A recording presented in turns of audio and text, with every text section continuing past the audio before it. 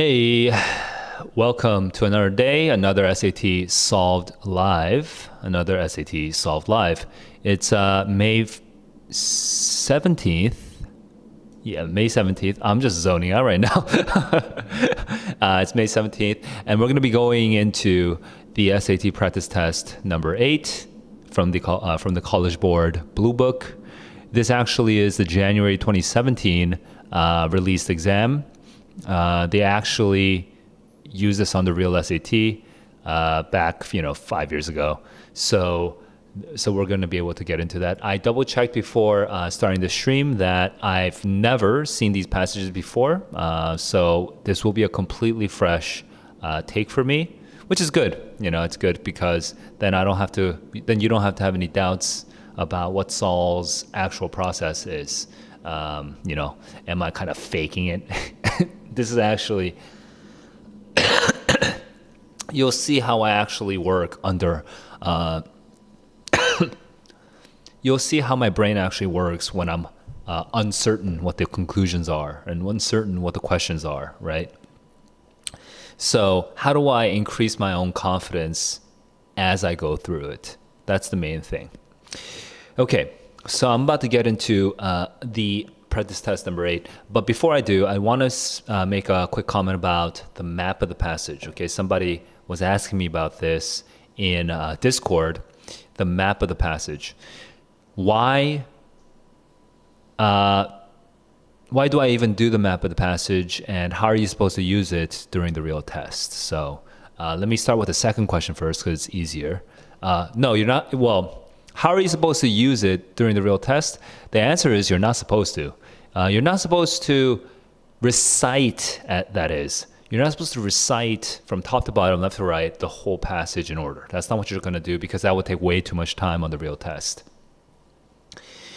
How you're supposed to use it, or the reason I do it is so that you can recite it when you watch my stream. So before I give the map of the passage, okay, I want you guys to pause the video. If you're watching this, if you're not watching this live, I want you guys to pause the video and then to recite the map of the passage in your own brain first. Okay, compare how you do against me.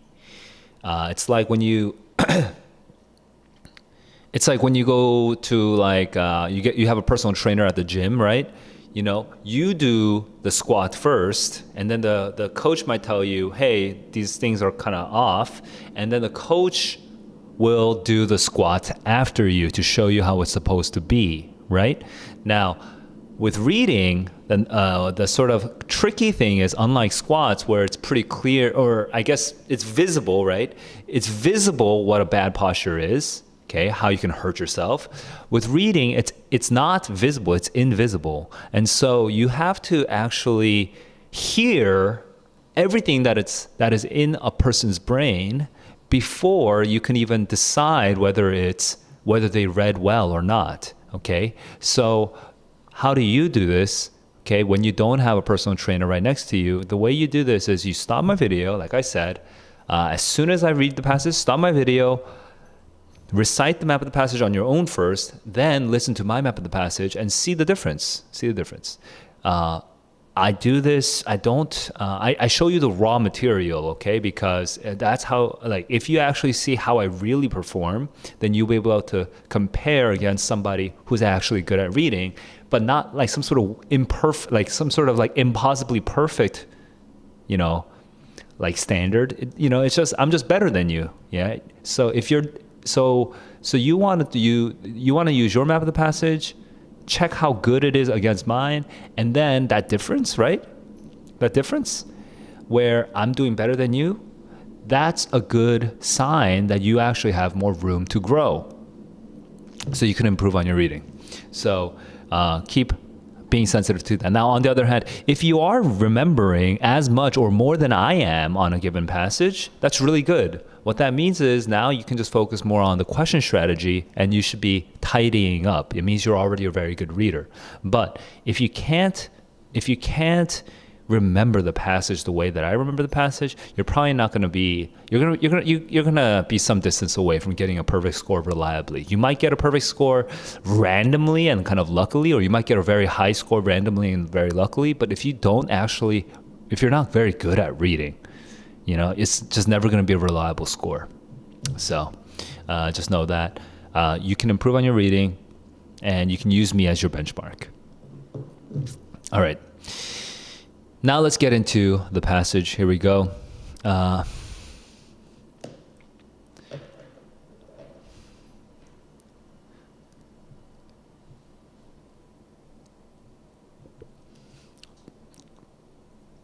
Oh, that's the Discord. Okay, hang on. Oh, weird. My iPad's not showing up.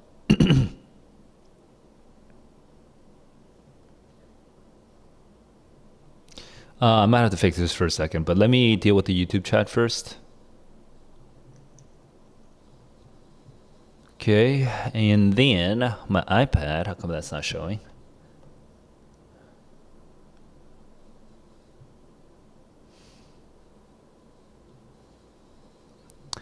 Interesting. It's definitely connected.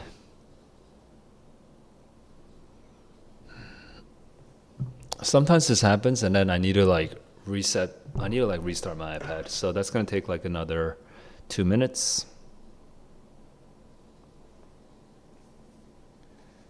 So I'm resetting my iPad.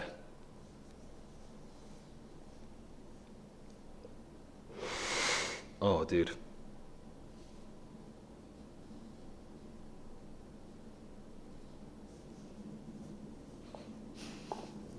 Okay, restarting.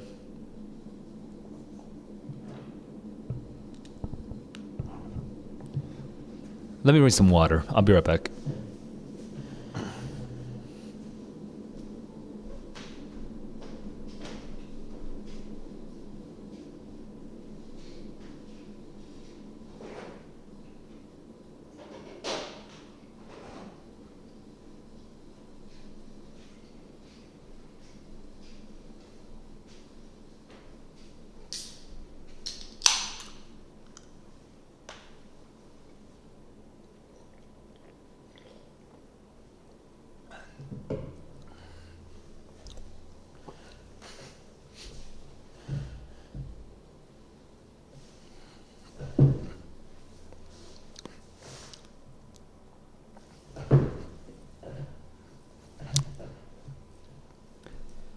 Okay.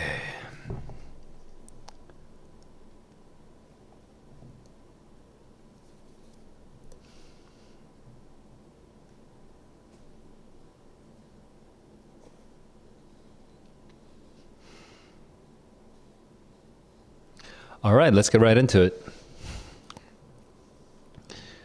So it's crazy how as soon as I start looking at the SAT, I start getting sleepy. But there's no way around it, I guess. So I have my stopwatch ready. I'm about to get started. No more excuses. Without further ado, ladies and gentlemen, we're about to get right into it. Here we go. 3, 2, 1, let's go. Stop. Okay, I'm gonna stop because my pencil is not working. Sorry about all these technical issues. Here we go.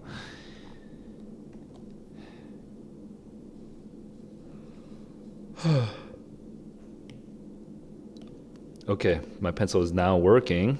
So let me just plug my iPad back in. Okay. All right. There we go. Here we go.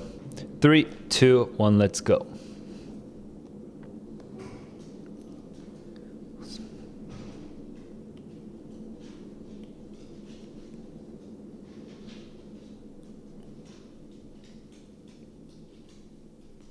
Early 20th century Barcelona. So fun times.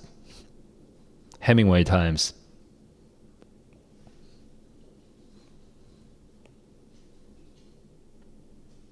Okay.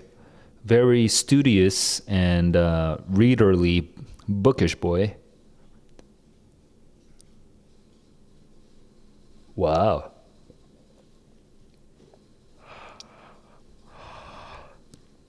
A Boundless World. Oh, but this person is not an American. Okay. Troubled Days. A Limited Fortune. Okay. So not Hemingway times. Or like, not that kind of milieu. Didn't like to see. Interesting.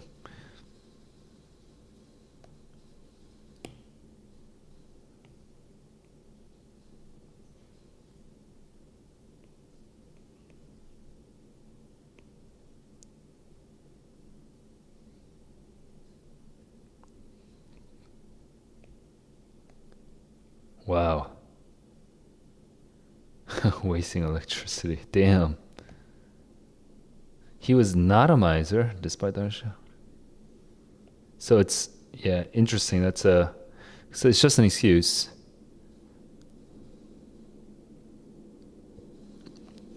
to be angry about the books.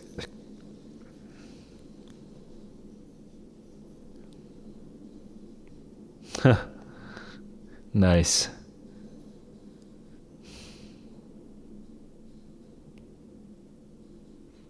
Calle Santa Ana. My sanctuary, my refuge.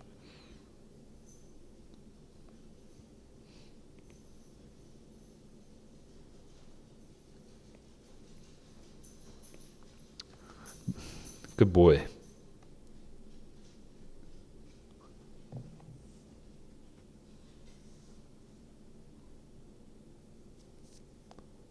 Loves the reading. Okay.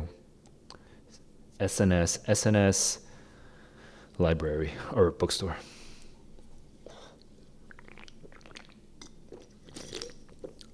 Crazy. Have I never read Great Expectations?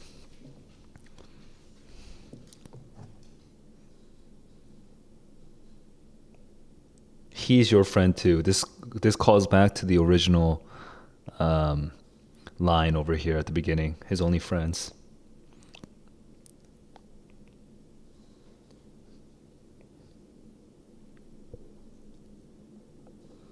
Nine times. I had no other book. Partly because it was really good. Just for me. Becomes all about Mr. Dickens. 3:25. Stop. That was extremely fast. And Kona the dog over here. Kona really wants to be taken out for a walk. Kona, can we go after I take the test? Huh? Can we go at dinner time? I'll take you out afterwards, okay? All right. You guys want to see my dog? Or not my dog, my brother's dog? No, you're too excited. No, we're not going.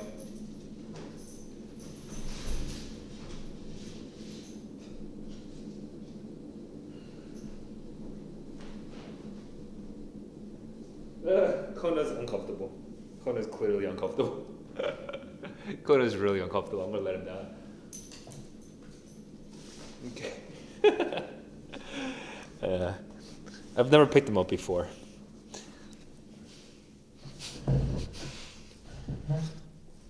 Kona, I'm gonna do this test. Okay, I'll be back with you in 2 hours. Okay, so here we go. Here's my map of the passage. Here we go.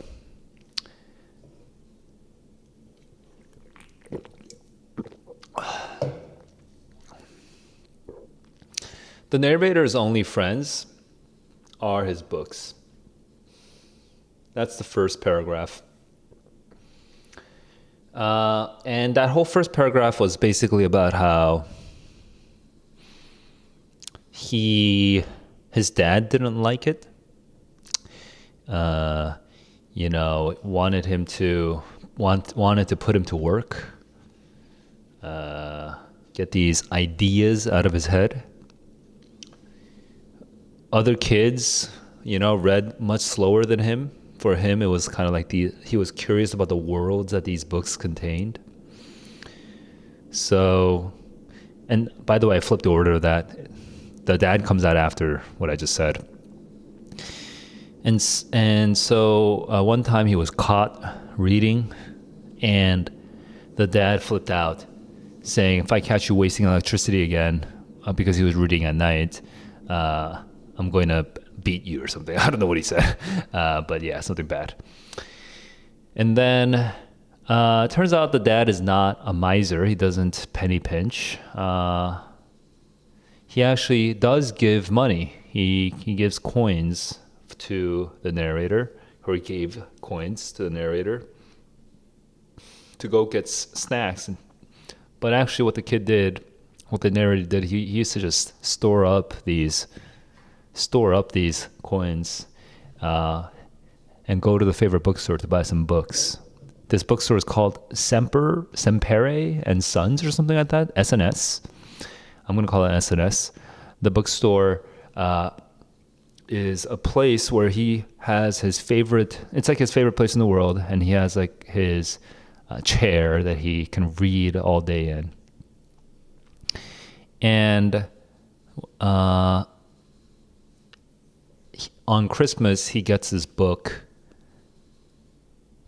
Great Expectations, some random Christmas day. And I think the bookstore owner recommends it.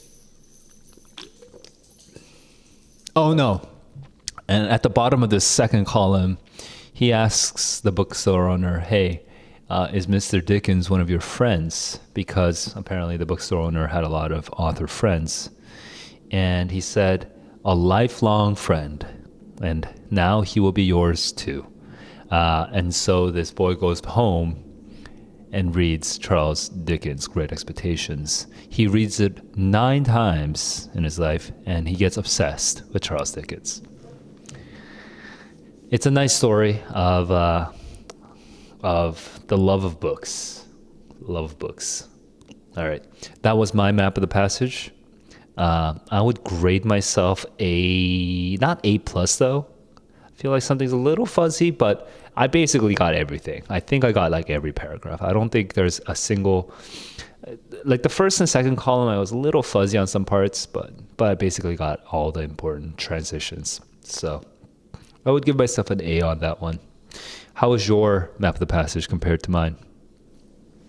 All right, I'm about to start time again, and we're going to go into the questions and then the next passage. Here we go.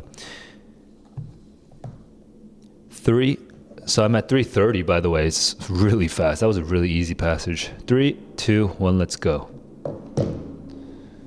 The focus shifts from just love of reading to this one particular book.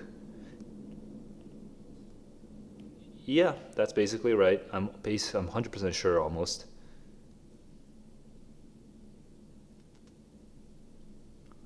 Yeah, 350. 1 through 10 is to show how much he loved the books and contrast it to the other people and his own situation, his own world. I don't know. List the passion. Hang on. Characters. Is it about the aspirations? Hang on. The difficult conditions? Come on. My only friends.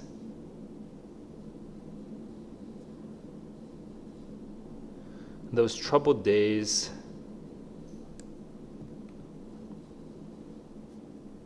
Limited fortune awaited me. So it's foreshadowing the future as well. It's also the word safe haven. The streets. Yeah, I guess so. I mean, I kind of wish it wasn't just... Is that the main purpose? I don't know. I don't know if I really feel that that's the main purpose. But it does contrast against the difficult conditions. That was annoying. All right. I would say one purpose, but I would not say that's the main purpose.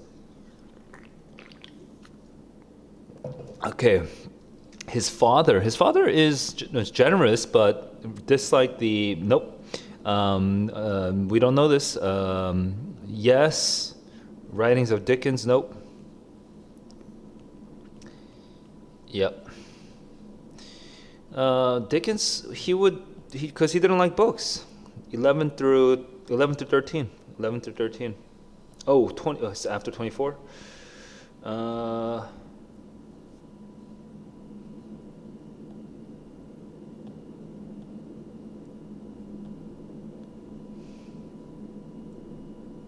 hang on, what?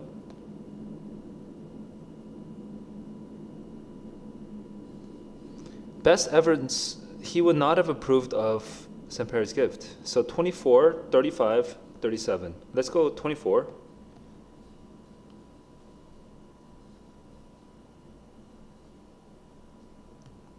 35, no. 37, no. What the hell? And then 59. 5961. Oh my god, that's such a random thing to. Come on. Alright. That's such a waste of. Seriously, you're making me. Wait. Stop.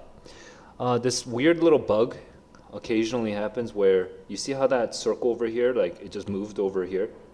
I need to fix this.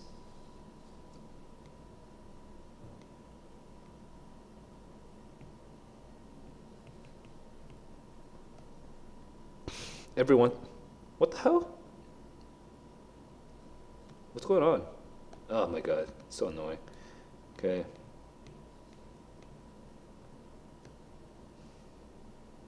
Okay, let me try that again. Bam. 6:35.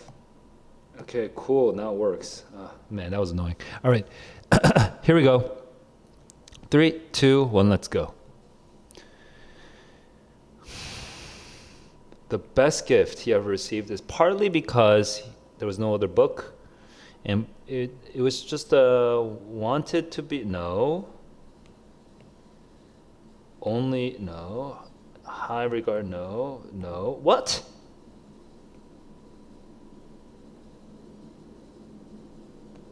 That it became.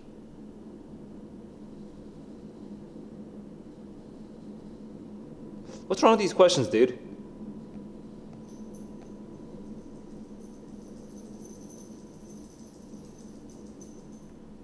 All volume read and experienced to the full. Best gift.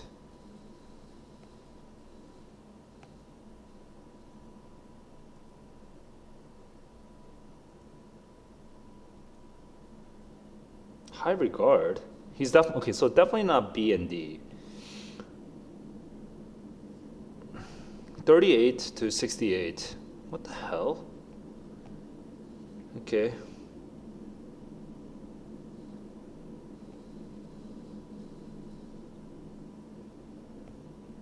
$38, one left. 48, it full. It was an all volume, experience to the full. I mean, that would be normally where the answer would be. 52, 55.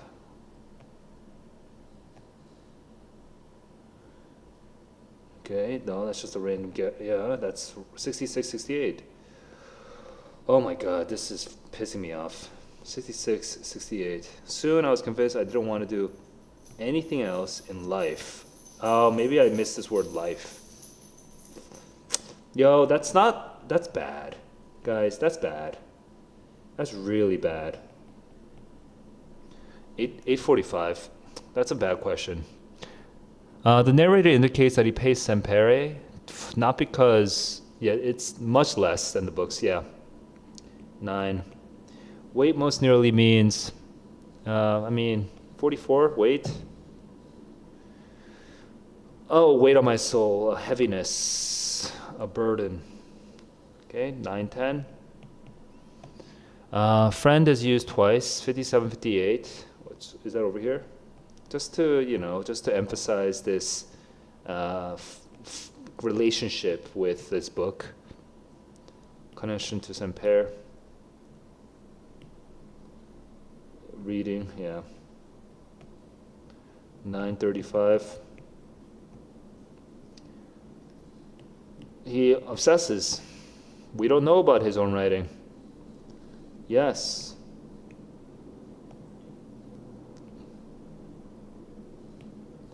$9.50. All right, moving on. Well, at least I still finished it under 10 minutes. Why no results? Rarely see. Oh yeah, dude, this might be hard if you don't know the idea. I see. The question of what to do with no results when they fail to see an effect should be detectable. Has long been hotly debated, right? Because thing is, they never come out to be published, but they're also really important for science. More recently, the debate spread to social and behavioral.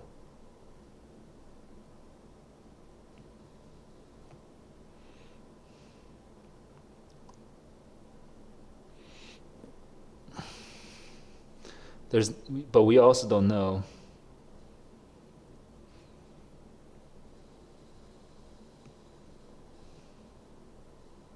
They're not exciting. Many ways to produce no results. They're harder. This is Gary King. Neil Malhotra. They examined every study, that's intense, that was funded by TESS to order up internet-based surveys of representatives.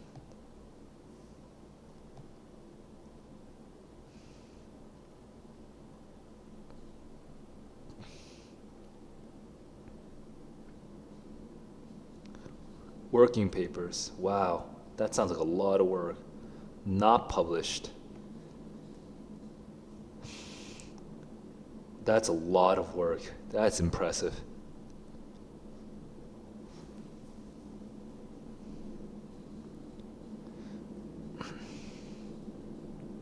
Hmm.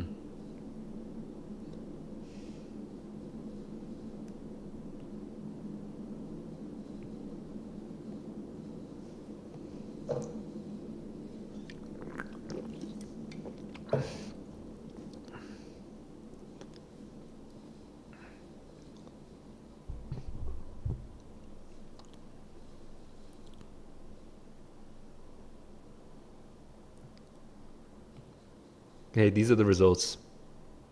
It's interesting how the discussion happens before the results even come out.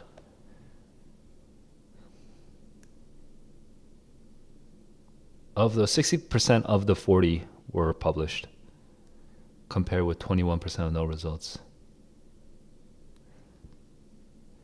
Didn't even write up 600 that yielded. Okay. A clever design? Why is it clever? Isn't it just extremely labor intensive?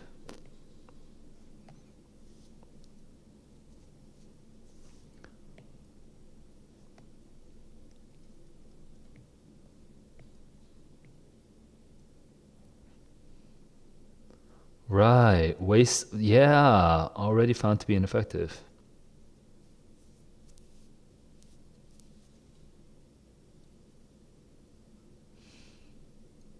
Yeah.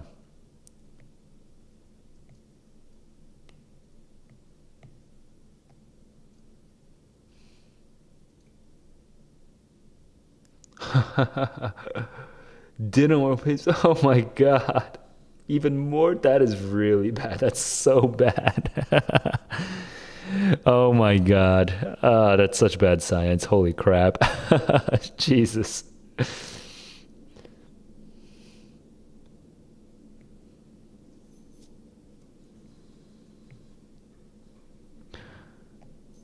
A registry for data. Interesting.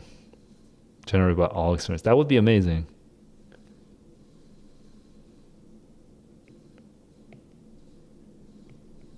Right.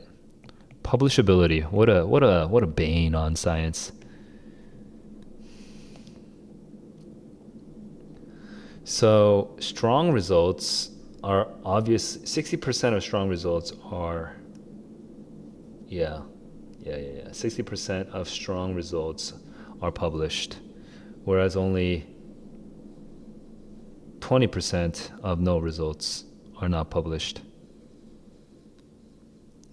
and more than 60 aren't even written at all. That's crazy. 1450. Stop.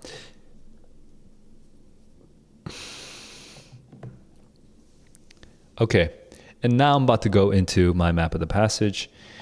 Without looking at this passage, I'm just going to recall everything I remember. I do want to just double check. Okay, good. I just wanted to double check how many columns there were, because actually I feel like with my sleepiness right now, my map is not going to be the best. So cheated a little bit. Anyway, 2 columns. Let's go. The reason I'm not going to remember the passage that well is because it was kind of organized funny. Okay, it was, but I kind of still remember it mostly. Here, let me zoom into some random sides so that there we go. Yeah, it was organized kind of funny, but let's try it. So this passage, it starts with, it probably defines null results at first, but then it talks about how they are ignored in science. Don't really remember, but then there's some quotation by some Harvard guy saying this and that, and I don't remember what that quotation was about. Okay, but null results are ignored in science. My bad. The first paragraph is all about how this has been long debated. Okay, the issue of null results, whether they are published or not, has been long debated in the medical science community, and now it's spreading to social sciences and other sciences as well. Okay, so that was the first paragraph. Some Harvard professor says something, and then we go into a Stanford team. MN, or was it NM? Anyway, this NM guy or MN guy, the Stanford team, okay, do take on what's later on called the clever experiment.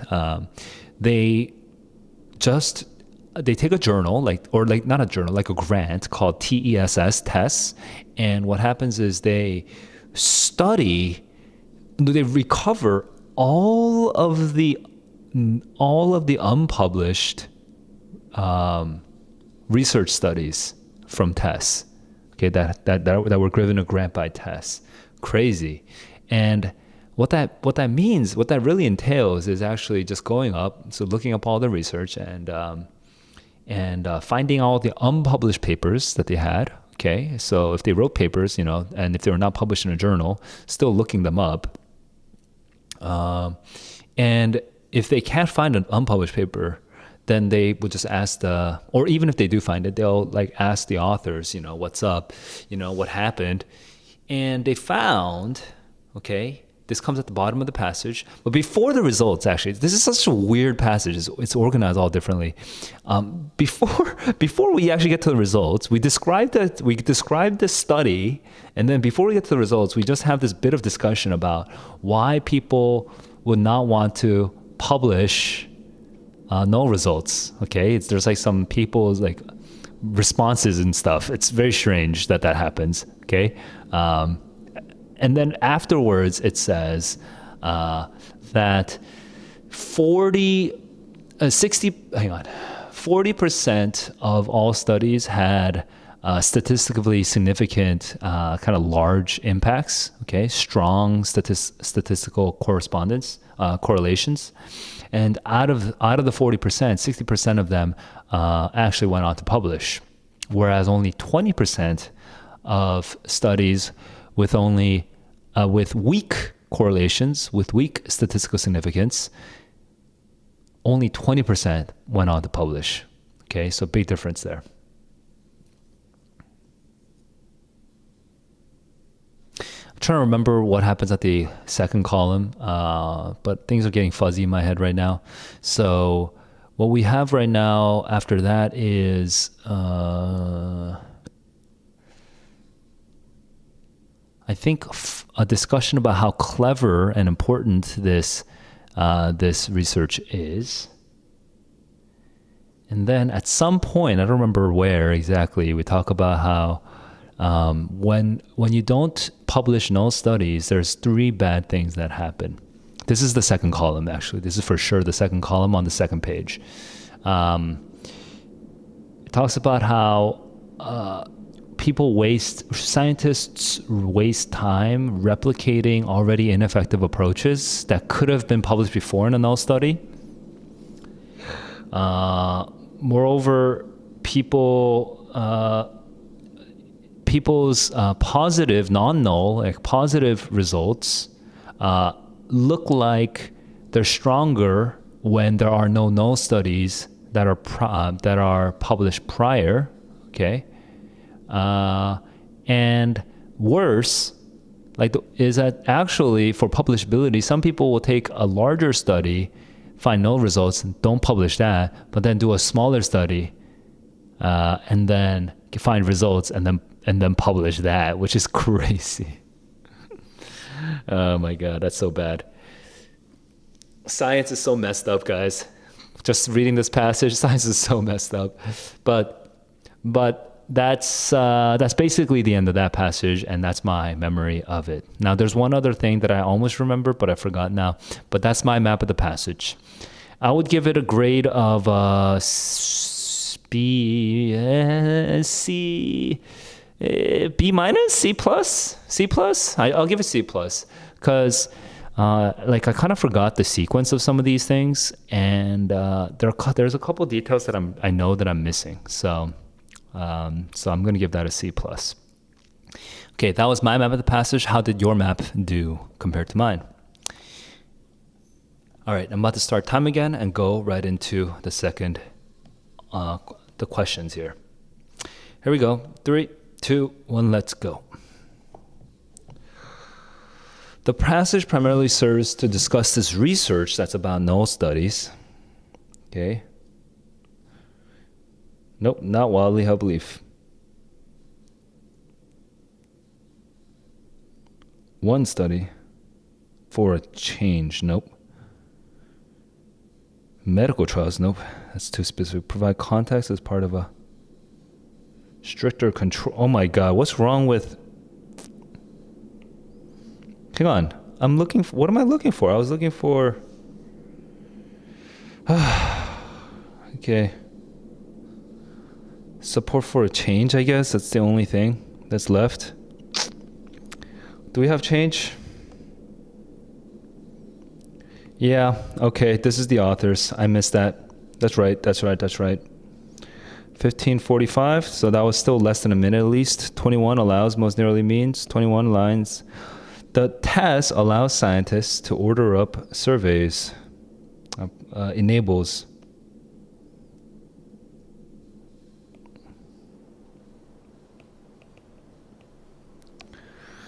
.43 strength. The statistical confidence, strength, accuracy, significance. There we go. Statistical significance. 15 seconds for that question. Okay. The passage indicates that a problem with failing to document one problem is right, I actually already somewhere no results of related studies will be misleading. That's correct, actually. Overlooking promising areas is incorrect. That's the opposite.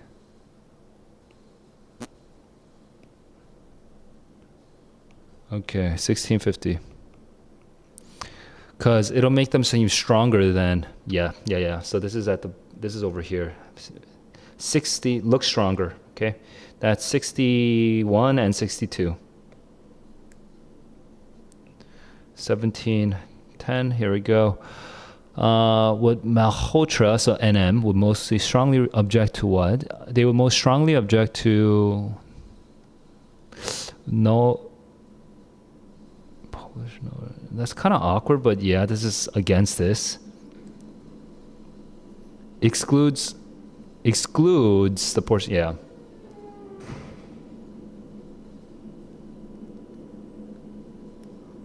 Unknowingly. No, yeah, that's definitely a good thing. Yeah, excluding would be terrible.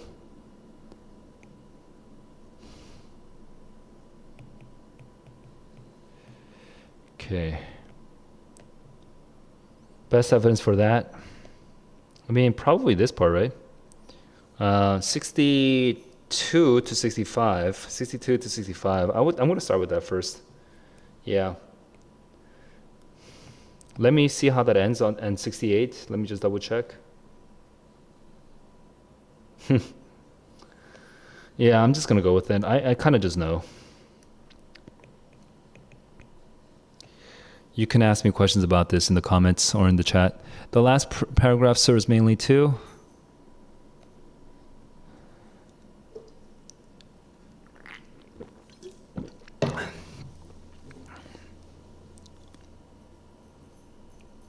Oh yeah, this is a actual suggestion for a way to go better. Project is kind of an awkward word, but it could work. That sounds like social science. That's off. It was probably not just social science. No, not findings.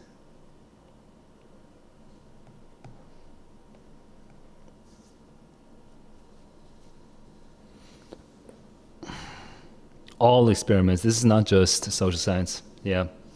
So that's 1920. Strong results.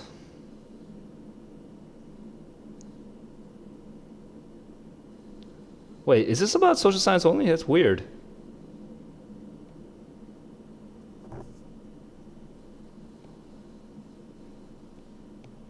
Let me see. Oh my god, come on. Navigating so awkward. Political economists examine every study, says such sciences. I guess it is about social sciences.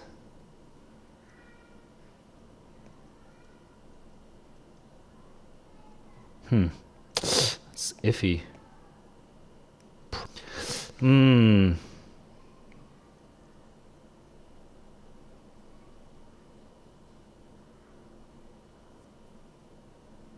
Is it proposing? That's really tough. Would address. Should. Would. It's conditional. Possible solution. This is awkward. It really is awkward. I don't like that question. Dude, that's really awkward. Okay. Strong results were published 60%, non-top journal almost 80%. Published in a top journal, that sounds about right. C. Yep, C.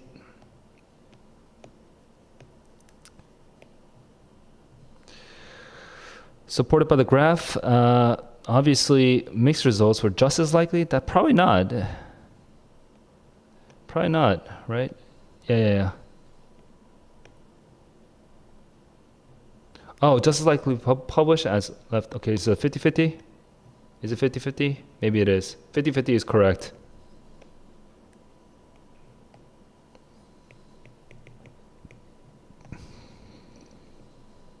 That's the bottom left of the, that's the bottom right here. 45 through 50. Oh, 52, 55?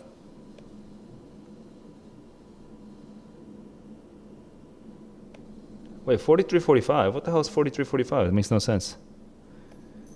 Not expected to make a huge difference. Oh, yeah, that makes sense, actually. Okay, 43, 45. 22, 15. All right, moving on to third passage. Third passage, here we go. Salt stretches in nanoworld. The nanoworld is the world observed on a scale of 1/1000th. Salt stretches.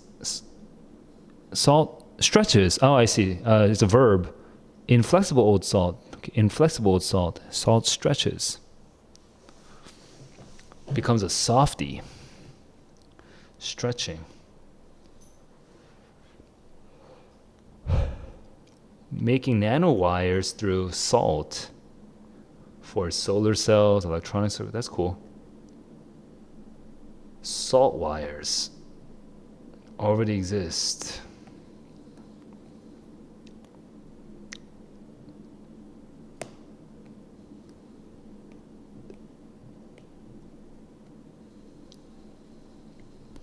maybe more common.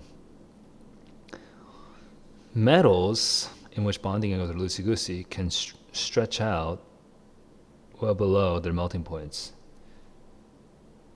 But salt won't.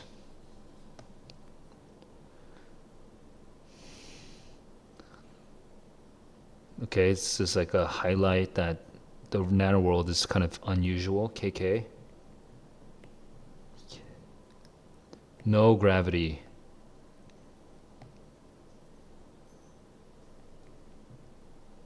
Accidentally. Okay, this is the background of how they found this out.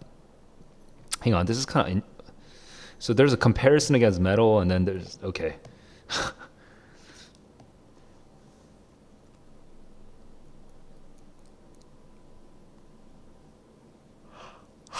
Excuse me. They're investigating how water sticks to a surface, such as salt. Such as salt. Guided a microscope to various sources when the tip was far away, no measured force. Hang on, what? Guided a microscope that detects forces toward the surface.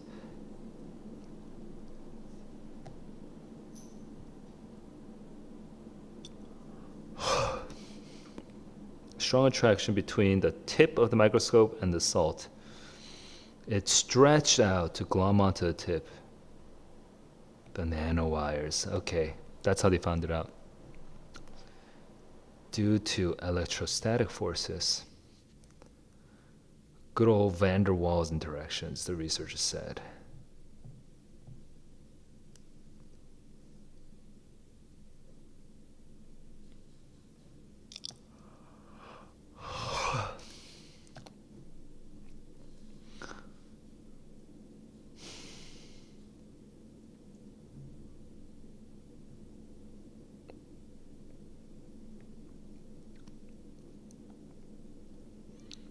Wow, this macro world.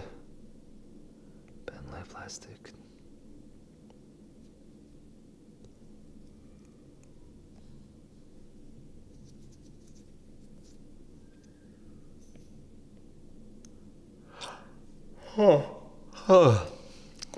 In these macro deposits as well.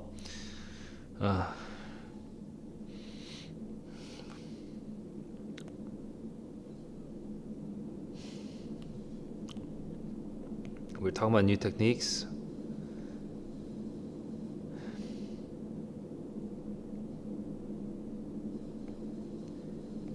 Stamping them, we could be nano pulling them. Okay. Wow, that's a complicated. There's a lot going on there.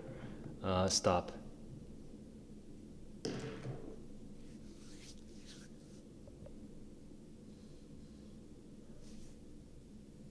Wow. Guys, I'm sorry, I'm just so tired today. Okay, I'm so tired. Let me continue. Here's the map of the past. I'm very low energy, guys. I'm sorry about this stream being so low energy. I just can't pull it up right now.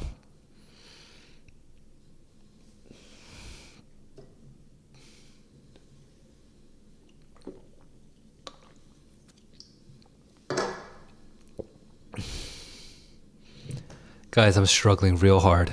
Okay, but I'm gonna make it happen. Let's go. Okay, here we go. Jeez. So, what was I saying?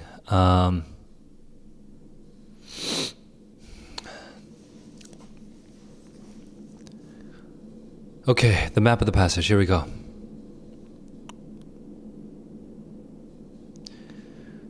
Complicated passage. Sorry, I'll push this away so that you can know that I'm not looking. So complicated passage, but basically, very first paragraph just talks about how salt stretches at a nano level in the nano world, and this could help with the production of nano wires, and that will be very good for things. I don't know what it is, but it's be good for stuff. Second paragraph and on, it talks about a comparison between salt versus metal. Metal can be bent out of shape when it's well under the melting point due to, I don't know, qualities. But salt is not likely to do that because of its other qualities, whatever it is, its chemical qualities. That's the second and maybe even third paragraph. And then we're still in the left column, but now we're in the middle. After that, it talks about how they discovered it. They discovered it accidentally. They were looking for connections between something about water and how it attracts stuff, but I don't remember what it was. But they were dealing with water, and they had this like microscope, okay, a microscope, and there was a tip on this microscope. And when this microscope tip like interacted with the salt, the salt sort of stretched out to sort of coat the tip of the microscope. And then when they pulled it off, I guess it stretched out too, something like that. I don't fully understand. But there's two reasons why that could have happened, which starts at the bottom of the paragraph now. The first reason I forgot, but the second reason was for surface tension. Okay, surface tension. I forgot the first reason though. That's annoying. Anyway, the first reason was at the very bottom left, and then surface tension was at the top right. So those are some reasons. Then I don't remember the next part after that because there's so many transitions, and it kind of flips around very quickly. It's a little overwhelming, honestly. But then after that, it talks about how at some point after that, it talks about how oh, excuse me.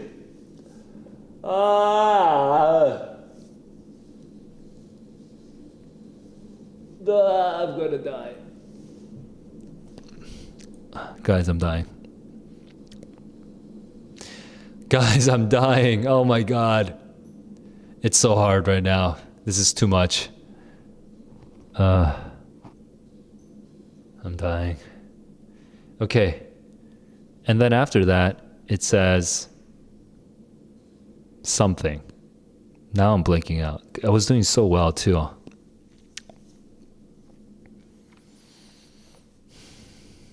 It explains the reasons why. And then after that, it talks about stuff. I just don't remember right now. Guys, I don't remember. All right, so I'm just going to grade my own map of the passage because I just don't remember. And I think my sleepiness is not helping. So grading my map of the passage, I will give that a D. It's sad because it started off like a B plus or A minus. But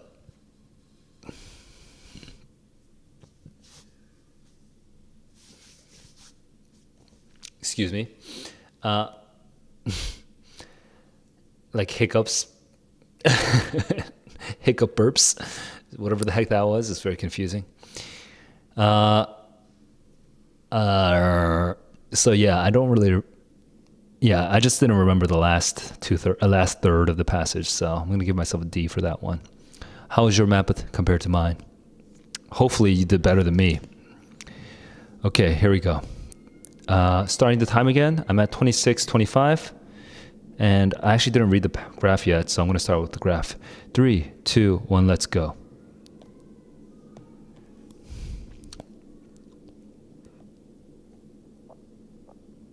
The force tip moving toward the salt surface, and the force on the tip, and then 0. Tip moving away from then it pulls off. Okay, this is that surface tension. That's surface tension. That's the distance. Interesting. Right, and it stretches out at 20. Yeah, interesting. It connects at 7 nanometers, but then it pulls off at 21 nanometers. It's like 3 times the distance. It stretches out 3 times. Okay, 27, 15, keep going. Central idea is that nanowires, nano salt, yeah, sure. Sometimes they're unexpected. Just double checking. Yep. Overall structure. It's kind of confusing, honestly. Let me just double check. Oh, mirrored in the macro world. I forgot to talk about that. And then new techniques for creating nanowires.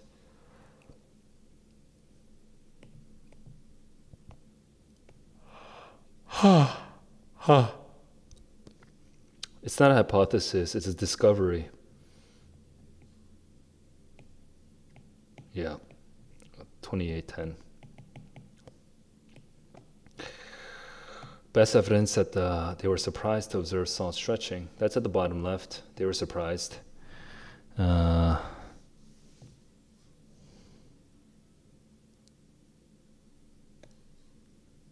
Maybe 25, 26. Maybe 25, 26.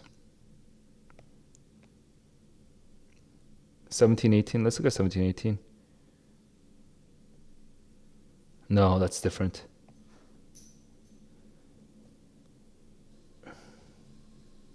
Oh.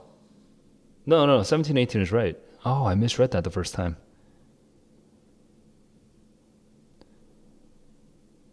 Oh, yeah, 17, 18. Oh, wow, I totally misread that the first time. 20.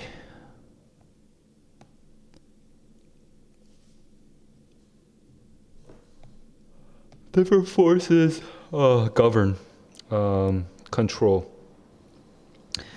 So yeah. By the way, I knew I should look at 17, 18 because I already read the part below that I already. It's hard to explain, but let me pause. I'm pausing the time just to explain how I knew. So I looked at 26. So I looked here, right? I looked here from 25 to 39, 38. I mean 25 to 38, right? So that's these two. So I already knocked it out. Okay, I read this part first. Then I went to look at B, but then B wasn't the same as the one that I was thinking. So I was like, that's kind of awkward. So then I ignored all of this and I looked above it because I was like, maybe there's somewhere else where it says they were surprised. Okay, so that was my thought process there. So I don't usually like to use the answer choice to get me to my answer, but that's what happens when I do it my way. My way is to try to predict the answer first, okay? Try to predict the answer first, and then if it turns out I can't find it immediately, then I can sometimes use the questions in an intelligent way. I can use the answer choices to scan the line references that I think I should be scanning. So how long did that even take me? That still only took me 50 seconds. That's not that bad.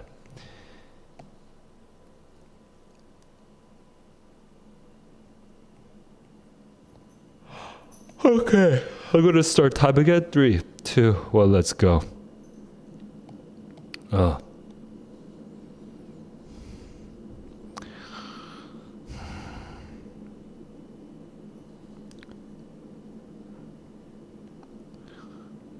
my god, why is this not working?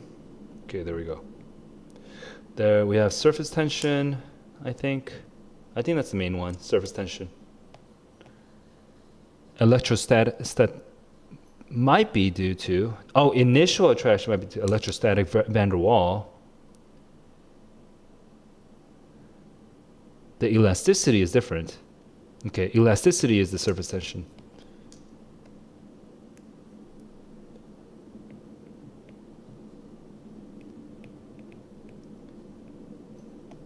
Lead to 42, lead to. Several mechanisms might result in 30, 15 seconds.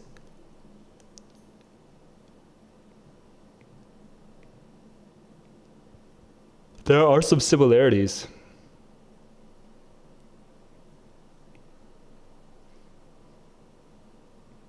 Later observed, maybe. I don't know about later though.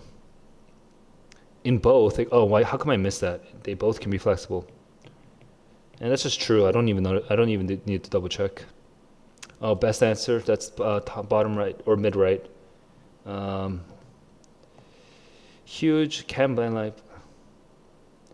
50 to 51, but also to 52. What's 51, 53? Ugh, dude, that's so annoying. 51, 53.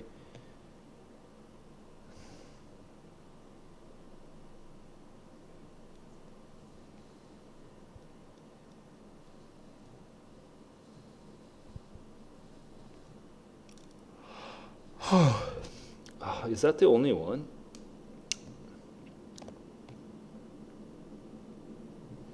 $12 and $22. Let's check $12 and $22.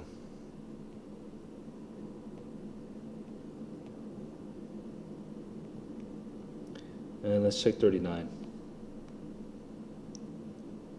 No.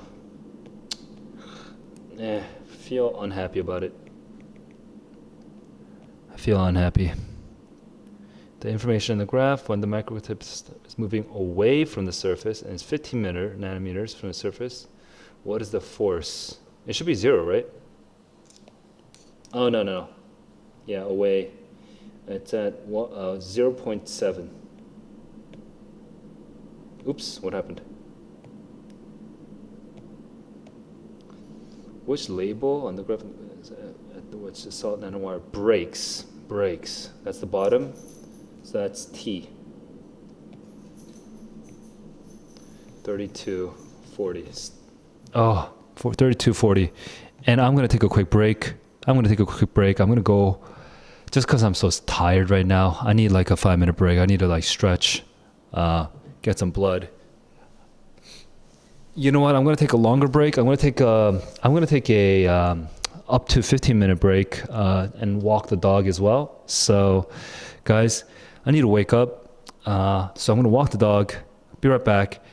Finish passages 4 and 5. Okay, after walking the dog. If you're watching right now, oh my God, I'm sorry about the timing, but I'm just way too sleepy. Okay, here, let me get into the break.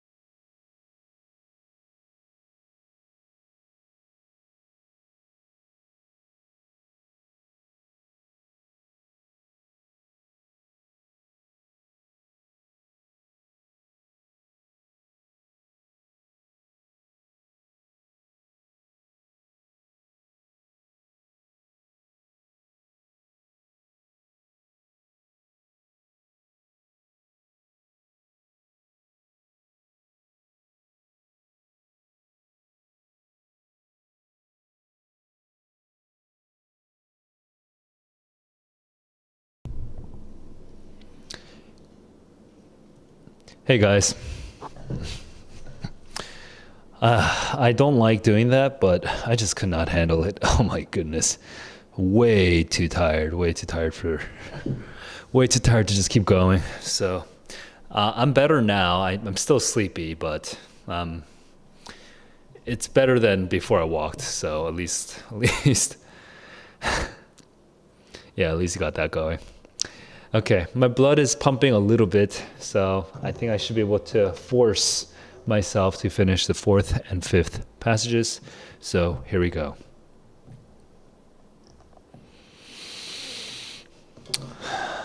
Oh no! I stopped the time? When did I stop the time? Ah, my time is at 0. When did I do that? Okay. Ah, it's annoying. Hang on. Can I just like set? No, I can't even. I can't edit it. I wish I could. I wish I could start the stopwatch at 32:40.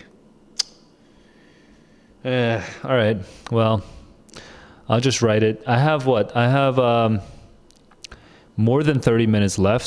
So I have 32 minutes and 30 seconds left. 20 seconds left. So yeah, I'll just have to calculate it all post hoc. Here we go. Starting time.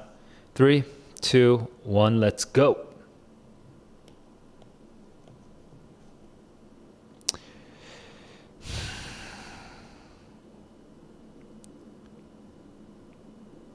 Ooh, nice. Stephen Douglas and Lincoln.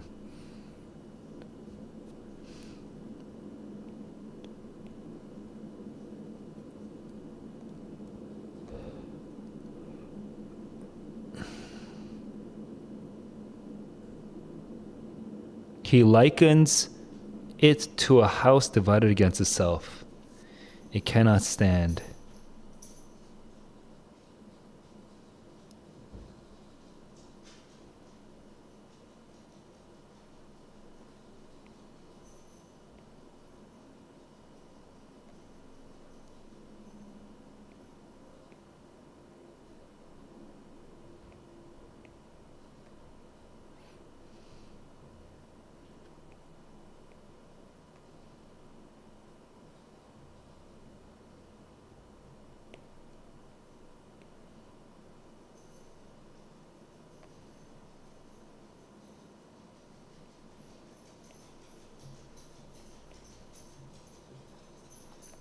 Wow.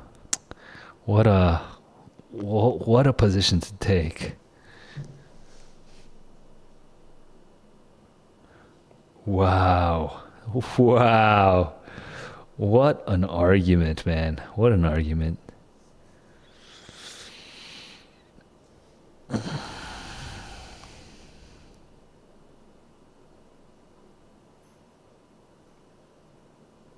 Why can't this exist forever?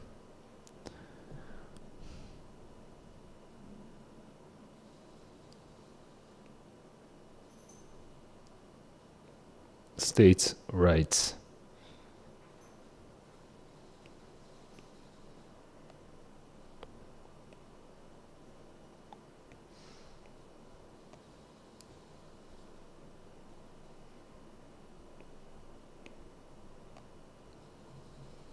Wow, the manifest destiny was real back then, dude.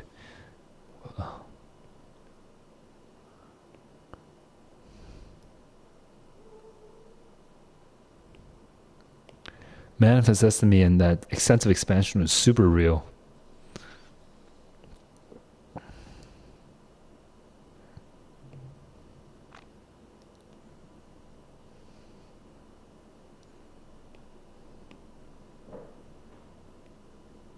Okay, states' rights is part of the imperial vision.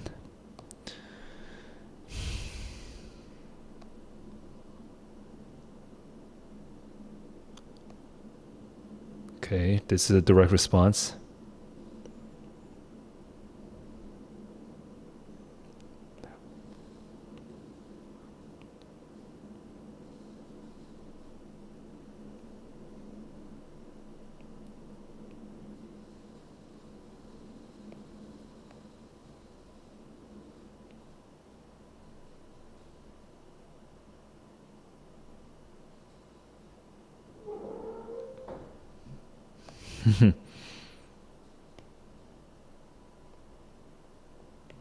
We've never thought about this.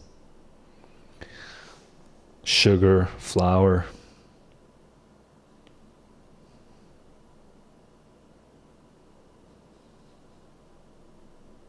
They are the props. But slavery is different.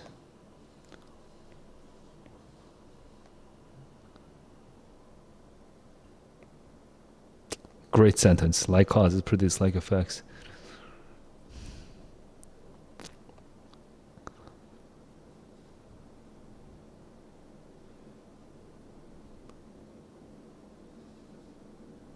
Until excited by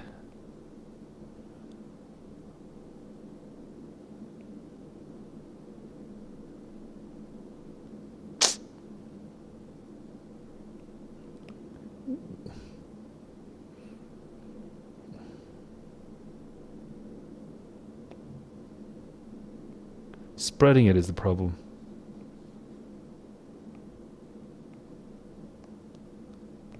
I see.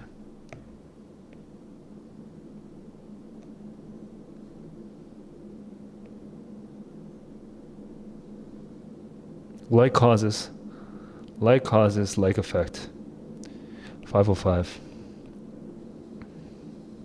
Stop. Oops. Okay, here's my map of the passage. Here's my map of the passage. Anubius, what's up? I see your message, thanks. So, my map of the passage for passage 4, here we go. Passage 1, Stephen Douglas, dude, he goes, dude, he has God complex, man. But it wasn't just him, obviously. It was that whole period of America. But that's an amazing piece of writing, honestly, because it's very persuasive. You know, it can be. I can imagine it being extremely persuasive. Anyway, sorry, that's just me reacting to the passage. But here, let me go into the map of the passage. So Stephen Douglas, passage 1, top says, Lincoln considers this house divided. This house, our nation, which has been this way, with free states and slave states being divided. Okay, this union where the states have been divided into free states and slave states since the very beginning. This is the house that Lincoln calls divided. Can he have any right to call it divided? And then the shocking part is this part. Long first paragraph where he talks about this, during this period, ever since our founding fathers, we grew a lot. We spanned shore to shore. We expanded. It's one of the fastest growing. It is the fastest growing nation in the history of the world. Right? That's Stephen Douglas's argument. He says, "Oh, okay. So we've been flourishing. We've been flourishing since the founding fathers as a nation, and we're a young nation, by the way, too. So." Abraham Lincoln, who says that this is all a bad thing, then he must be smarter than the founding fathers. Very sarcastic there. Amazing. I can imagine how intense that debate would be. Anyway, that's the first paragraph. The second paragraph goes on to talk about what was it? The second paragraph goes on to talk about how states' rights is the foundation upon which this growth was possible. Then he talks a little bit more about this house divided thing. Dude, I forgot. There's like a thing and then it comes back to the original thing. But I forgot the transitions. I forgot. Come on, Stephen Douglas. Oh man, I forgot. There's like a and then a.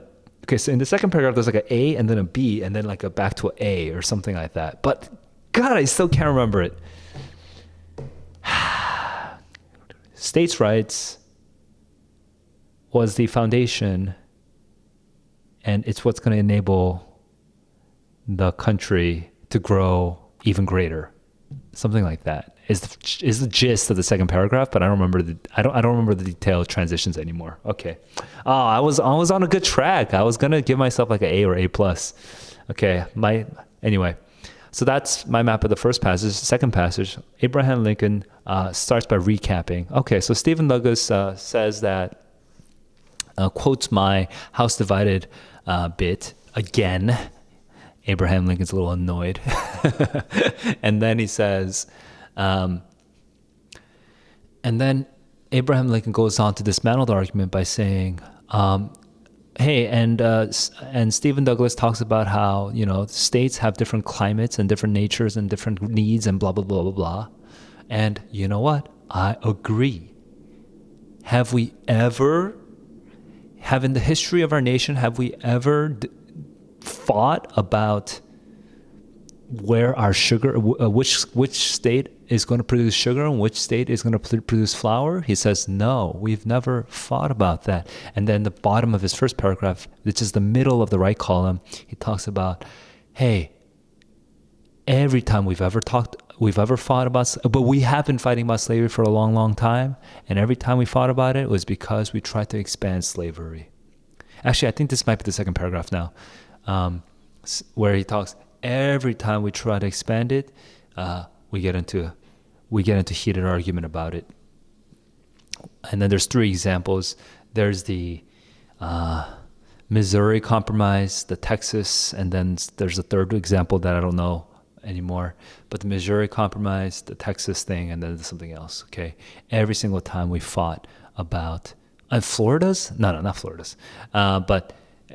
But yeah, that's what Abraham Lincoln says, and then he wraps up by saying something about. He recaps the thing about we will always fight.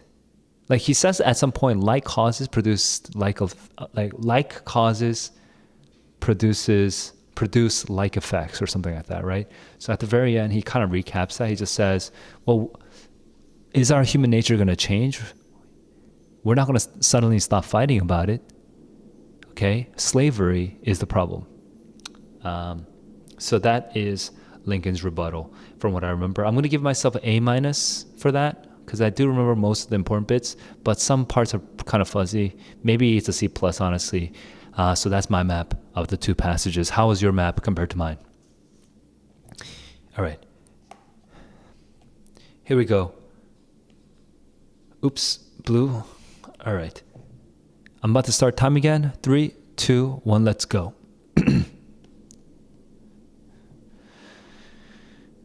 Passage 1. Main purpose of the discussion of the growth is to talk about how good this original founding fathers aware of. Yeah. Image is a little weird. Hang on. Yes, the division does not. Image is a little weird. Division does not endanger.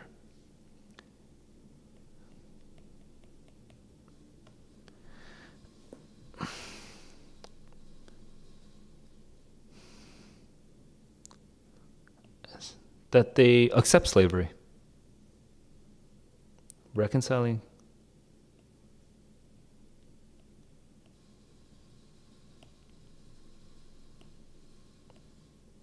Okay, yeah. It just accepts it, yeah. Doesn't need to be changed. That's probably like middle left. I don't know. Let's see.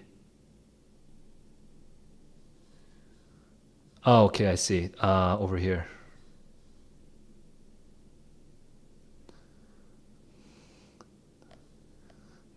To 9. Okay, what's 10 to 16 then? I didn't get that. No, 10 to 16 isn't good. I mean, 18 to 21 kind of, okay, so let's keep going. Why cannot this exist as our fathers made it?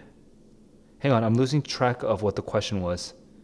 I'm still sleepy. A good basic structure that does not need to be changed. Where is that? I guess that's the bottom, right? A good basic structure. So this is kind of it, but not really.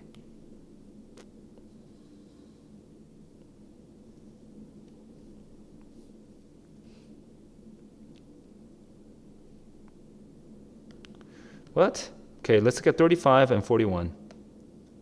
35.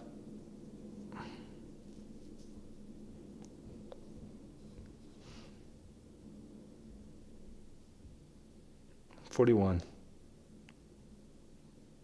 That doesn't have to do with this doesn't have to do with the Constitution. That's just irrelevant. 25 seems kind of irrelevant. But it's rhetorical, but okay. I guess 25 is the best. Ugh. Kind of uncomfortable there. 1 minute and 40 seconds, man. 67 element. But has it been so with this issue, with this factor? 805. Okay, here we go.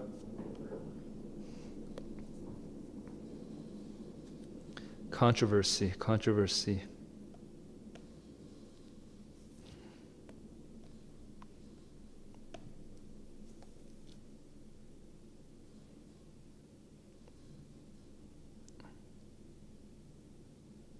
Oh, I just zoned out. Sorry, guys. I zoned out. That was 25 seconds. I just zoned out. Controversy. He would likely agree. Okay, with which claim? Okay. So we're just thinking about what Abraham Lincoln would think, which he thinks that slavery is a unique problem because everyone always disagrees about it. Act unilaterally? What the heck is randomly specific? Okay. Introducing, that's expansion. That's correct. 9. That's the middle of the over here.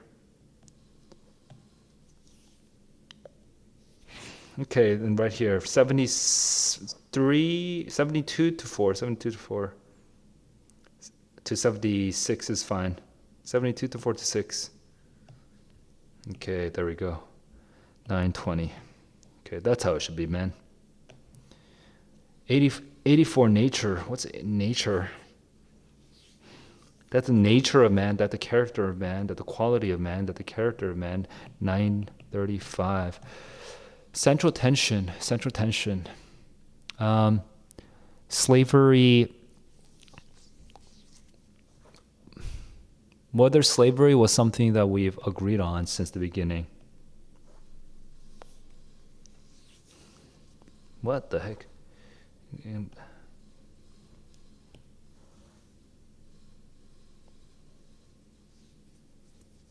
I guess, see?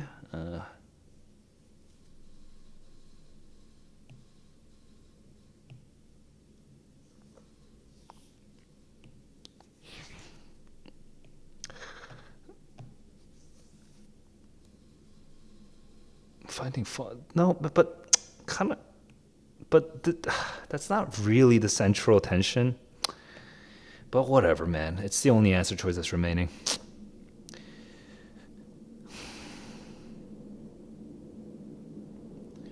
In relationship to the states, the expansion of the union. Oh, they do actually. I forgot about that. I was thinking of states' rights, but yeah. That's correct. Expansion of the union is the other one. 25 and 67 primarily function to help each speaker, so that's interesting. 25 and 67, they're two different passages. Why can't this exist forever? And 67 has it been so? No, so they're both rhetorical questions. They're the opposite. Okay. Oh my god, this is such it's like an awkward AP Lane question. It's not really a well-written one, but yeah. But D is correct. Two.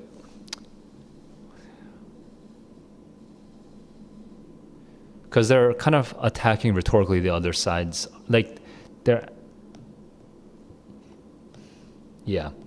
kind of representing the opposite perspective there. Okay, here we go. 11:50 now. Moving on to the fifth and final passage. Some of it's a plant's knowledge, senses. Cool. DM. Muscipula. know when a meal is crawling. Cool. Because it requires lots of energy. It could take hours to reopen. It needs to be sure. Okay, it needs to be sure. To be worth the time. The hares to literally feel their prey and triggers. If it's just one hair, it will not spring shut. But two, and then I'll go into action. 1, 2, 1, 2, 1, 2. That's the first paragraph. Short-term memory. It's an analogy to short-term memory.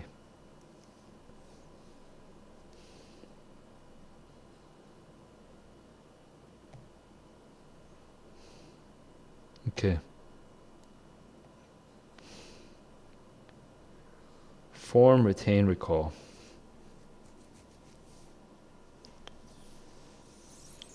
If it takes a while, we'll have forgotten. So it also loses the information.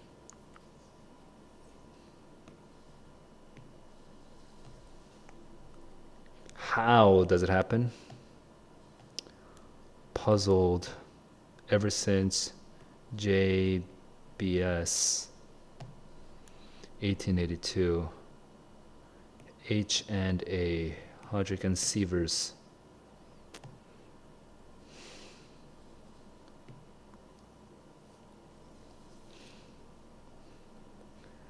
I feel like this still isn't the main subject. It's too simple, apparently.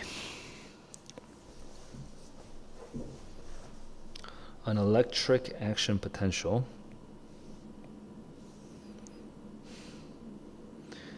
induces calcium channel to open.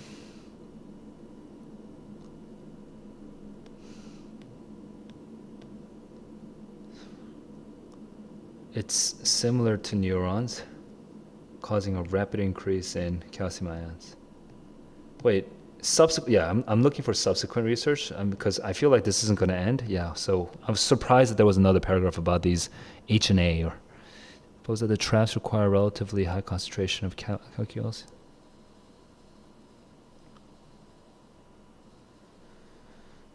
In order to close.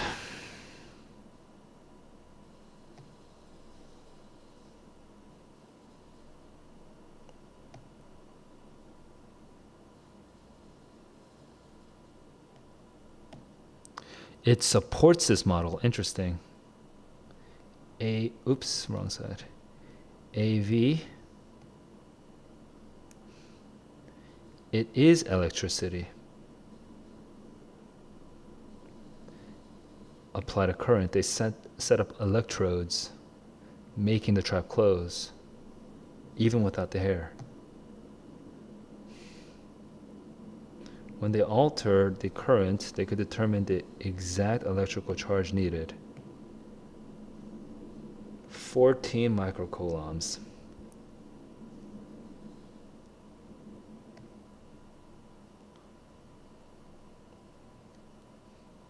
Okay, one large burst or smaller charges within 20 seconds.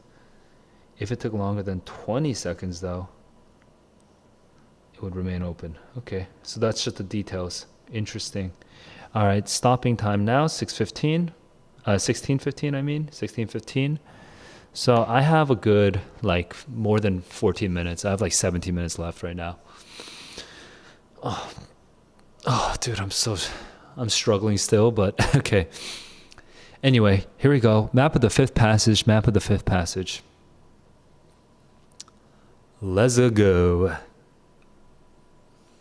So first paragraph is about how a Venus flytrap needs to know when a source of meat is in its mouth, because it's very energy intensive to close the mouth, and then to reopen it takes hours, and they can miss out on lots of scrumptious meals in between the opening and the closing.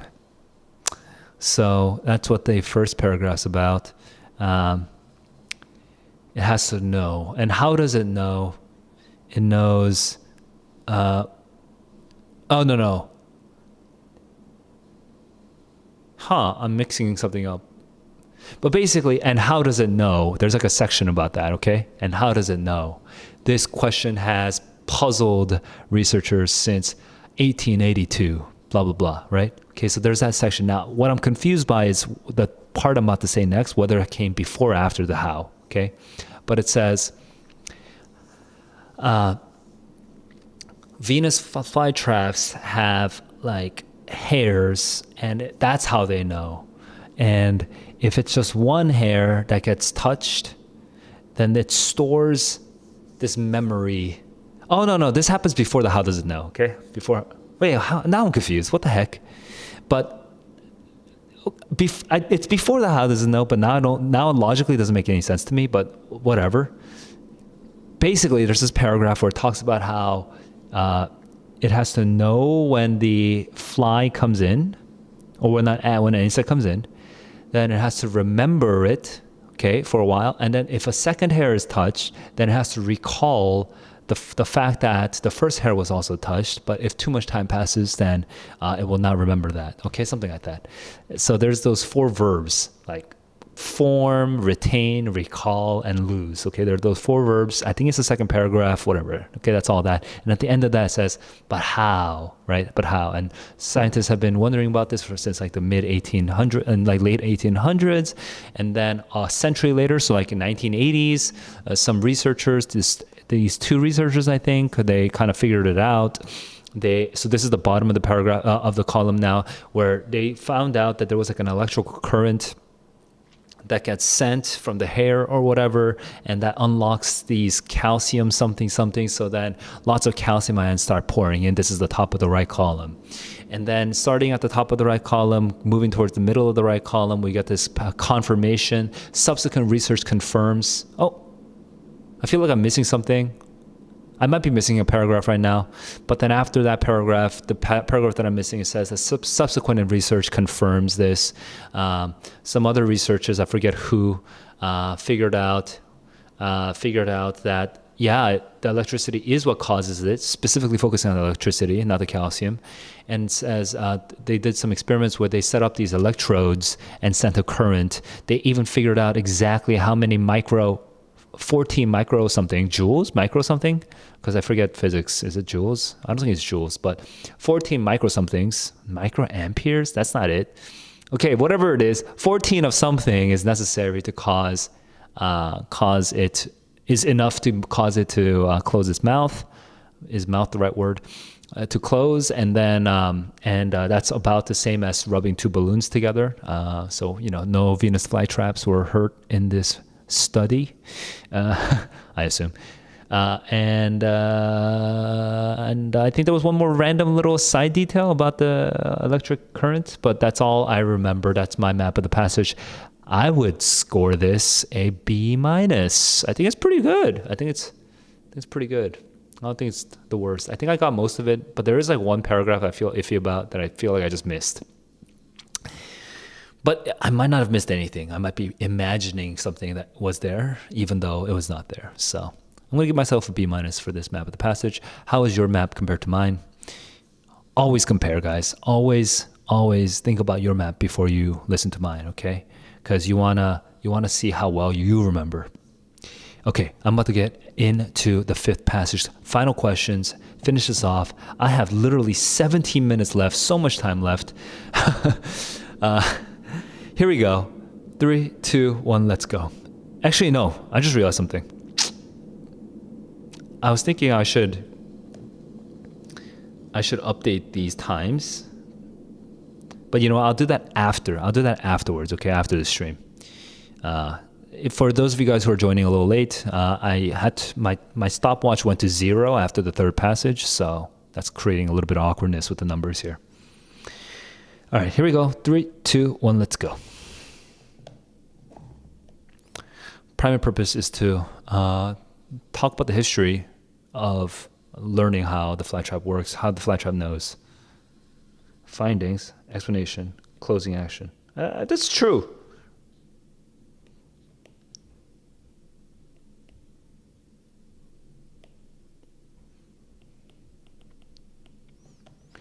An advantage of the requirement for multiple triggers is keeps it from eating small things.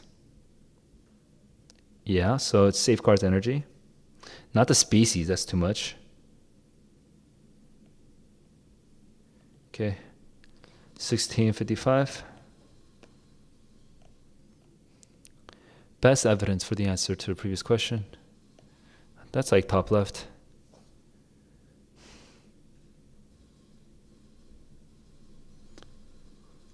Large enough to be, so 6 and 7. 6 and 7. I'll actually underline it. Large enough to be worth 6 and 7. Large enough to be worth the time. 1725. Dawdling, happily meanders, unassuming. Talking about a tone that is sort of like, not comical, but it's a little lighthearted. 1740. Hang on, 1740, sorry. Second paragraph, the discussion of short-term memory primarily functions to kind of illustrate how it works. Illustrate. Of what prompts the... No. Controversial. Distinction. Detailed information about is...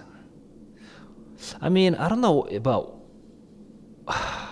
I guess it must be A.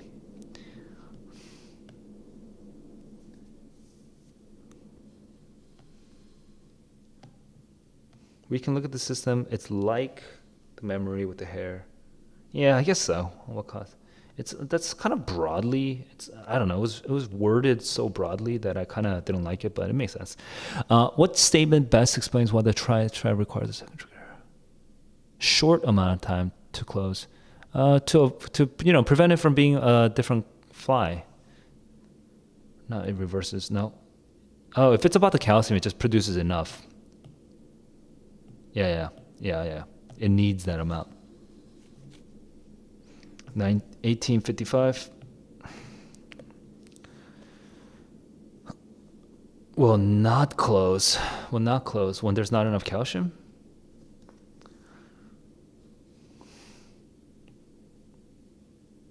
After a period of inactivity. Yeah, exactly. I remember that. 1920.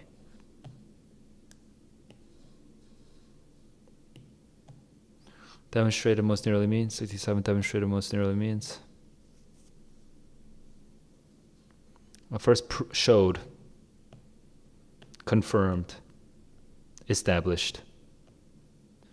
1940. Criticism of Volkov's testing. Huh? I don't remember a criticism though. I don't remember a weakness.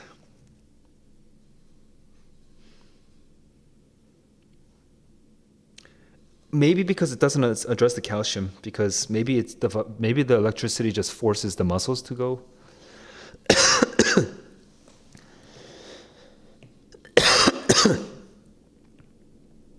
Yeah. That's exactly what I was thinking. It's B. What I was thinking. 66 to 77. Let's just reread that because I don't know what I'm looking for. I'm not sure what I'm looking for. That it is indeed electricity. Oh. That's 72 to 74. How come I didn't see that the first time? It's shocking. Okay, 71. I'm confused why it's 71, the word this, but let's just double check. I thought it was 72. Sure, whatever. That's, yeah, exactly what I was thinking. What time is it right now? 21.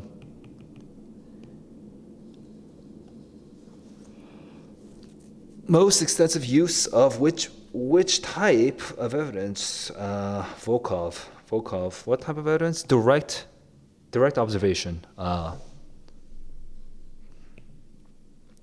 Direct experimental measurements. Yep. 21:30. I have finished the reading with how much time to spare? So much time to spare. But I'm going to go and use my extra time right now. to just double check a couple questions that I felt uncomfortable on, even though I'm sleepy as hell.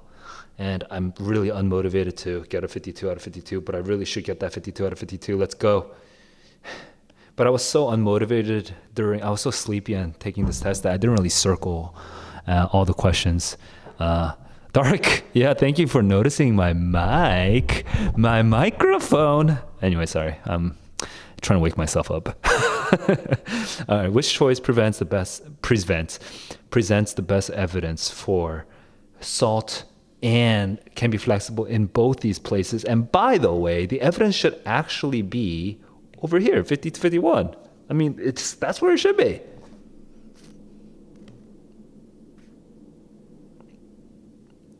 What the hell, man? But 50-51 doesn't exist. Instead, it says 51 to 53. Because I think on the real SAT, I mean, this is the real SAT though, but on a good question, they should actually say, this is 2245.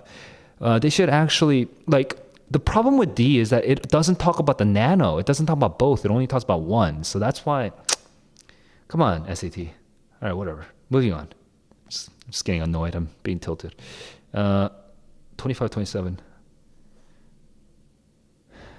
Passage 1 suggests that the provisions for the institution of slavery as framed in the Constitution is good.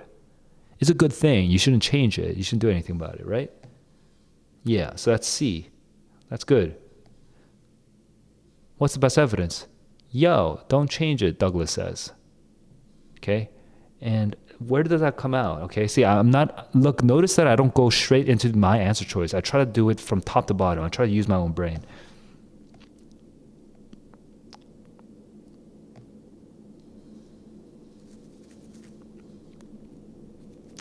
Ah, 2527? Because that is the answer, right? That I chose. Why cannot this, as our fathers made it? That doesn't directly say the answer.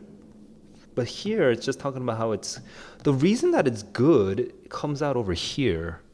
This is the part where it's good, like where you can infer that it's good. It's 18 through 20, like 18 through 19, really, just this part. This is good, right? That's what it's saying. But that's not an answer choice. I feel like this is inexact. 2527 is just the only thing that's remaining. Am I rushing? Am I missing something? But I feel like I've already double checked 10 to 16. Why would you use 10 to 16? That's not, I mean 10 to 16 you can kind of infer it, but it's a little unusual for it to be that far, because that's a couple steps removed. Yeah, see, that's just the requirements that are not, and then 41.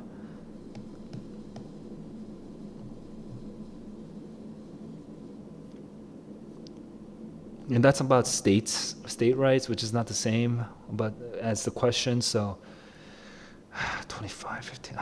I'm annoyed by that question too, man. All right, here we go. And did I circle anything else? Okay, no. So that was 25:30.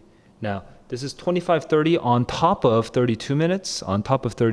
So actually, I spent, let me actually just double check the numbers. Hang on, where'd my numbers go?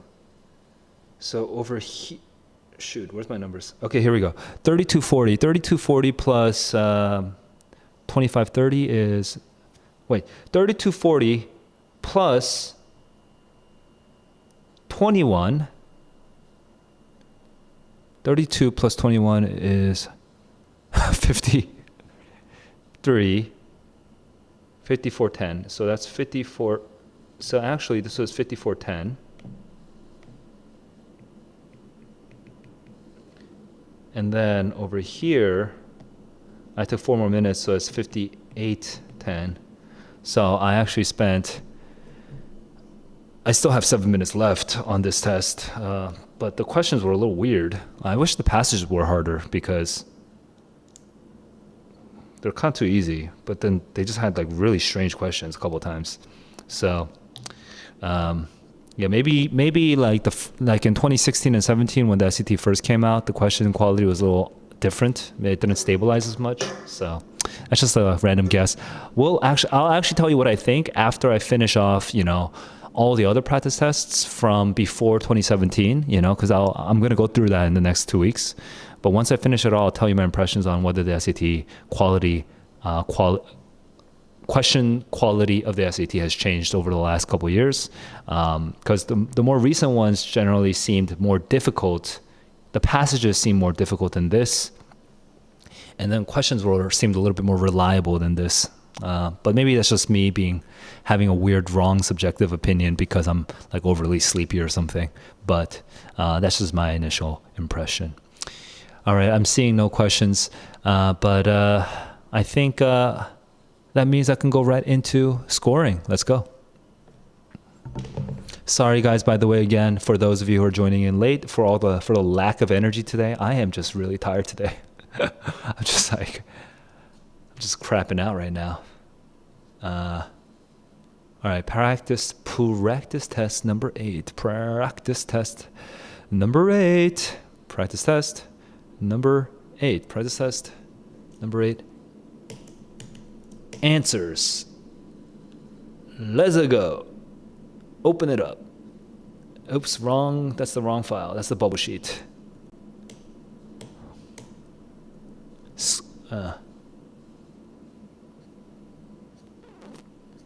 Okay, here we go.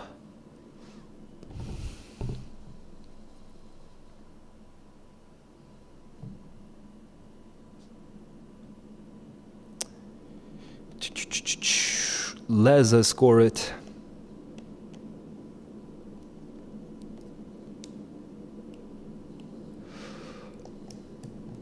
Excuse me. Okay, 1 and 2, I chose A, B. A, C. Are you shitting me? And then I chose C, D, A, D. C, D, A, D. Bruh. Oh, I had a problem with that question. Passion?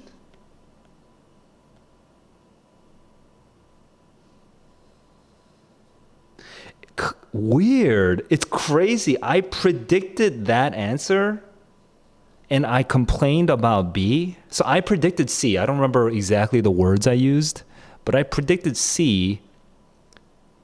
The words I used was about this, but I didn't see it.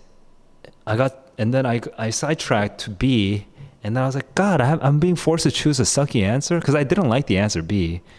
But I was also too sleepy to circle D. I should have circled it so I could come back. Oh my God. Anyway, I accept it. I accept it because that's actually clearly the right answer. It was literally what I predicted. It's annoying. All right, DBCB is over here. DBCB are correct. Now let's go to 11. 11. Hey, one question. 1 second, guys. Give me a sec.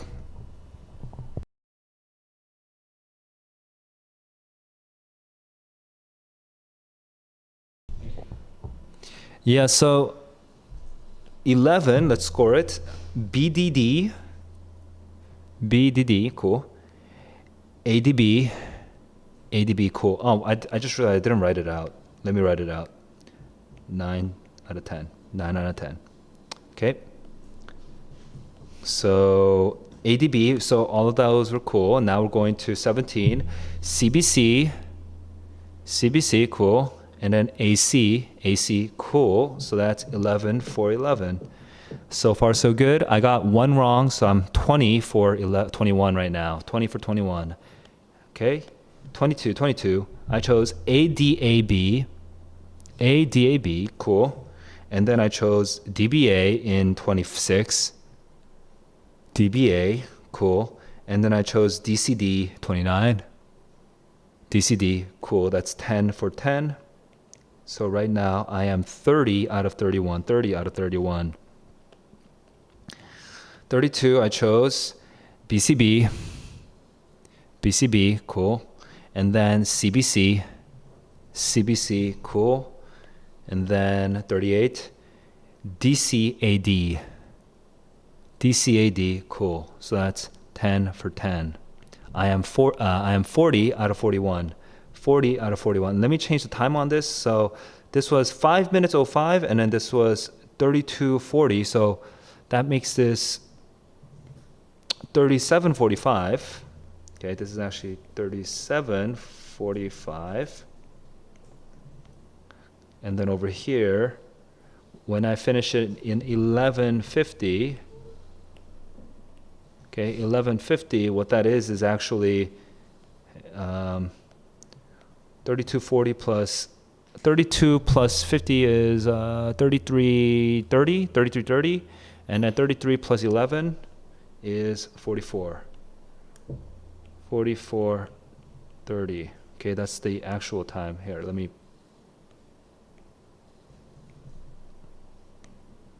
put parentheses around this. Okay, so 44:30, which is like stupid fast, by the way. All right, and then over here, 16:15 on top of 32:40 is 16:15 is 48:55. 48:55.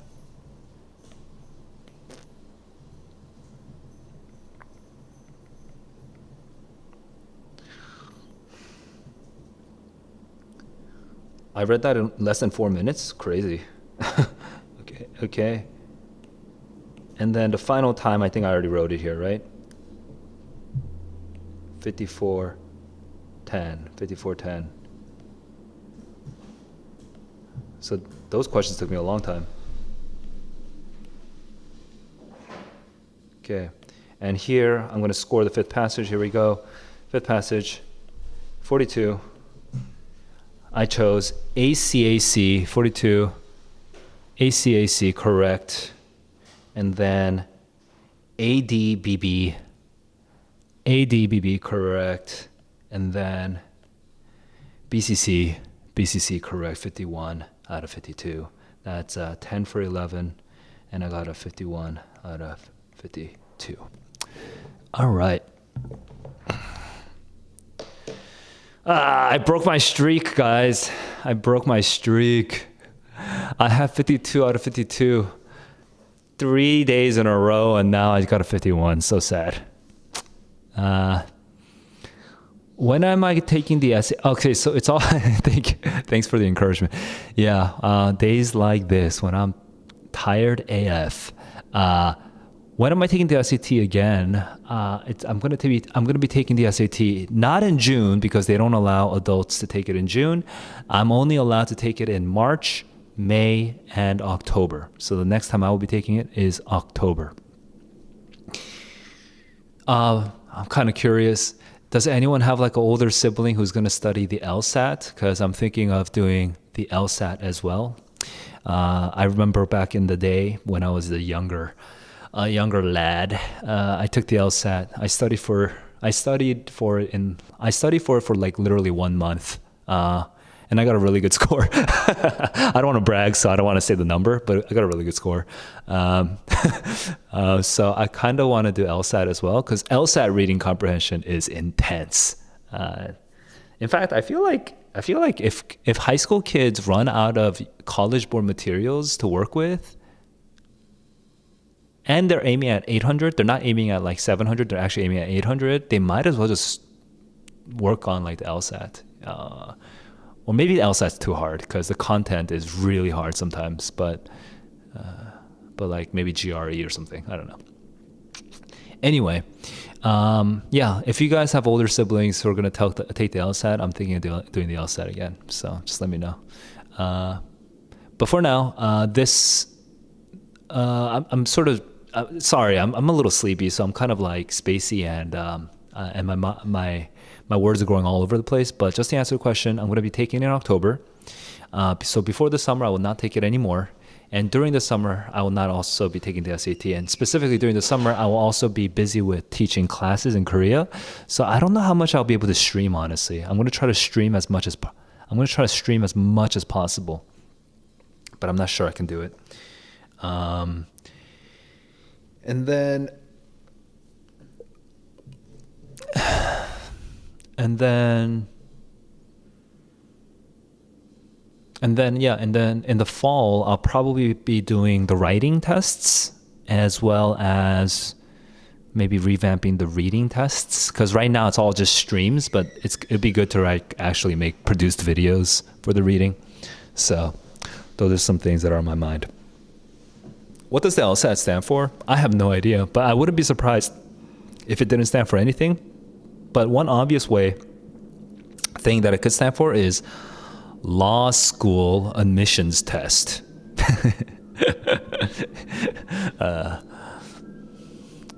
Losers of society apply. I don't know what the T stands for. I have no idea, guys. All the lawyers out there, never mind. I was trying to think of a witty insult, but I'm just, my brain is mush right now. I should not pick fights right now. So, guys, that's it for the stream. I got 51 out of 52. Minor disappointment to me. But more importantly, for you guys, I hope that watching my process, seeing the way that I actually do it, because you can see that I literally do what I advise, okay? I don't bullshit you. All of my advice about how to take the test is how I really do it, okay? Whereas people who are out of practice, they might give you advice, but they might not actually do it. So you can't know for sure until you actually see them do it. So this is me really doing it. I hope that helps. And as always, keep in mind that the SAT is just one measure of your academic performance, your academic competence. It's just one measure. Chill out about it and keep on growing. Dark Galaxy, last question. What's different about the LSAT? The content is more society and law oriented, and then you have less time to read and less time to answer, and they're very, very logical. They're extremely logical. So it's just really intense. It's kind of just like SAT reading comprehension, except on steroids, and less science. But there is a little bit of science on LSAT as well, I think. I forget. There's a little bit of science, but yeah, it's just like more logically thick and difficult. That's all it is. It's a good test, though. It's a good test. Okay, guys. Take care. I'll see you guys in the next one. Bye.